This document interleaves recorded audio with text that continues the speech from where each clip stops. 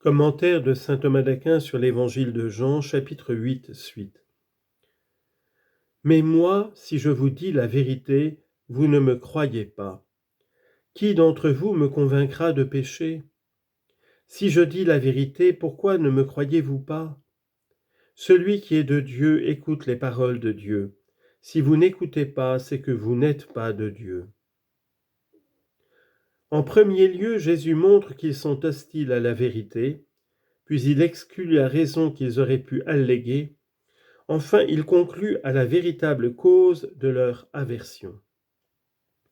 Il commence donc par dire « Le diable est menteur et père du mensonge, et certes vous l'imitez parce que vous ne voulez pas vous attacher à la vérité. Mais moi, si je vous dis la vérité, vous ne me croyez pas. Si je vous le dis, vous ne me croirez pas. » Luc chapitre 22, verset 67. Autrement dit, moi, je suis la vérité, et le Fils de celui qui est véridique. Je vous dis la vérité. Mais vous qui êtes les fils du diable menteur, vous êtes hostiles à la vérité, et vous ne me croyez pas. Si je vous dis les choses du ciel, comment croirez-vous? Jean chapitre 3, verset 12. C'est pourquoi Isaïe se plaint vivement en disant « Seigneur, qui a cru à nos paroles ?» Chapitre 53, verset 1.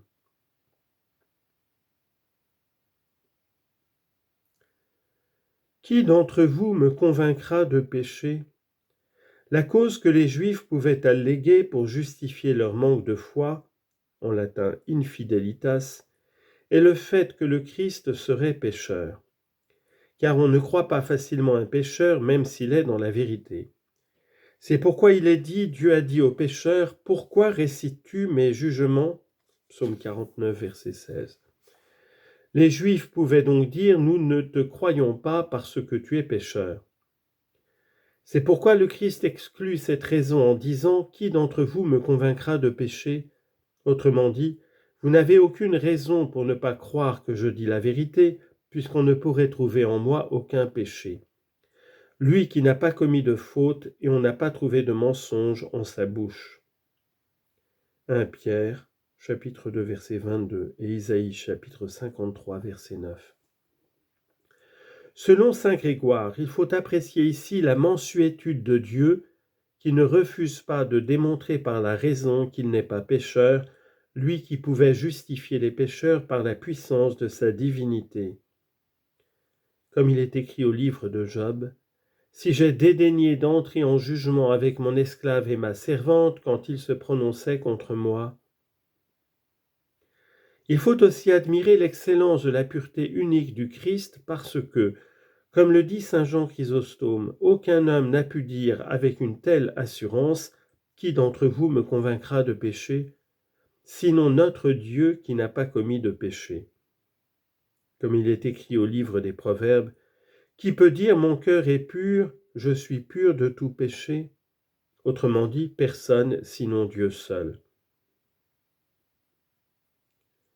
Et comme le dit le psaume, « Tous ils se sont égarés, tous ensemble pervertis, il n'en est pas un qui fasse le bien, pas même un seul. » Psaume 13, verset 3. Pas même un seul, c'est-à-dire le Christ. Si je dis la vérité, pourquoi ne me croyez-vous pas? Celui qui est de Dieu écoute les paroles de Dieu. Si vous n'écoutez pas, c'est que vous n'êtes pas de Dieu. Jésus conclut ici à la véritable cause de leur aversion. Il commence par l'exposer avant de repousser l'opposition des Juifs. En exposant la cause de leur aversion, il pose une question, puis il établit un raisonnement. Enfin, il apporte la conclusion à laquelle il voulait parvenir. Il commence donc par dire « Puisque vous ne pouvez pas prétendre que c'est à cause de mon péché que vous ne me croyez pas, il reste maintenant à chercher pourquoi, si je vous dis la vérité, vous ne me croyez pas, étant donné que je ne suis pas pécheur. Autrement dit, si moi que vous avez en haine, vous ne pouvez me convaincre de péché, il est manifeste que c'est à cause de la vérité que vous me haïssez, c'est-à-dire parce que je dis que je suis le Fils de Dieu. Comme il est écrit au livre des Proverbes, « l'insensé ne reçoit pas les paroles de sagesse. Le Christ établit un raisonnement vrai en disant « Celui qui est de Dieu écoute les paroles de Dieu. Car comme il est dit, tout vivant aime son semblable. » Siracide, chapitre 13, verset 19.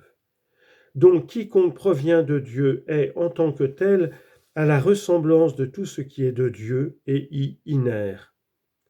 C'est pourquoi celui qui est de Dieu écoute volontiers les paroles de Dieu. Tout homme qui est de la vérité écoute mes paroles. Jean 18, 37. La parole de Dieu doit être écoutée avec amour, avant tout par ceux qui sont de Dieu, puisqu'elle est la semence par laquelle nous sommes engendrés fils de Dieu. L'Écriture a appelé Dieu ceux à qui la parole de Dieu a été adressée. Jean chapitre 10, verset 35.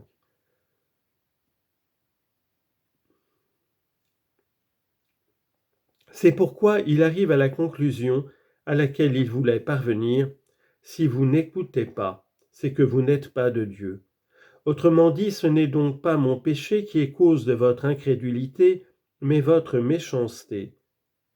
Comme le dit le livre du Siracide, que la sagesse est amère aux hommes ignorants. Car comme le dit saint Augustin, quand il dit « vous n'êtes pas de Dieu », ne considère pas la nature mais le vice. Certes, ils sont de Dieu selon la nature, mais ils ne sont pas de Dieu par le vice et leur amour dépravé. Cette parole a été adressée non seulement à ceux qui étaient corrompus par le péché, car cela est commun à tous, mais aussi à ceux dont ils savaient d'avance qu'ils ne croiraient pas de cette foi qui pouvait les libérer du lien du péché. Il faut noter qu'on peut avoir une mauvaise volonté à 3 degrés différents, comme le dit saint Grégoire. Certains, en effet, dédaignent de recevoir les commandements de Dieu même par l'oreille de leur corps, c'est-à-dire par l'audition sensible. De cela il est dit, comme la vipère sourde et qui ferme ses oreilles. Psaume 57. D'autres les reçoivent bien par l'oreille du corps, mais ils ne les embrassent d'aucun désir de l'esprit, n'ayant pas la volonté de les accomplir. Comme dit le prophète Ézéchiel, ils entendent mes paroles et ne les observent pas. D'autres enfin reçoivent de bon gré les paroles de Dieu, à tel point qu'ils en sont touchés jusqu'aux larmes. Mais, passé le temps des larmes, accablés de tribulations ou attirés vers les plaisirs, ils reviennent à l'iniquité. On en a l'exemple dans les évangiles de Matthieu et Luc à propos de la parole étouffée par les soucis. Comme le dit encore le prophète Ézéchiel, la maison d'Israël ne veut pas t'écouter parce qu'ils ne veulent pas m'écouter. C'est donc le signe que l'homme est de Dieu s'il écoute avec amour la parole de Dieu, mais ceux qui refusent de l'entendre dans leur cœur ou leurs actes ne viennent pas de Dieu. Le Christ repousse ensuite l'objection des Juifs. L'évangéliste expose d'abord leur réplique, puis la réfutation du Seigneur.